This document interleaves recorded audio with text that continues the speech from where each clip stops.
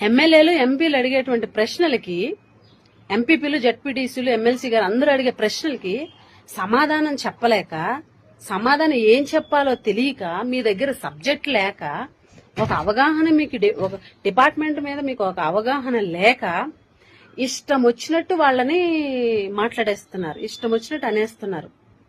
ఏది పడితే అది డిఎస్సి గురించి మాట్లాడితే ఈ మెగా డిఎస్సిలో 2000 పోస్టులు గిరిజనుల కోసం ఇచ్చేసామని చెప్పేసి నిజంగా సిగ్గుతో తలదించుకోవాలి మీరు. ఎందుకంటే ఇలాంటి మాటలు మాట్లాడుతున్నందుకు.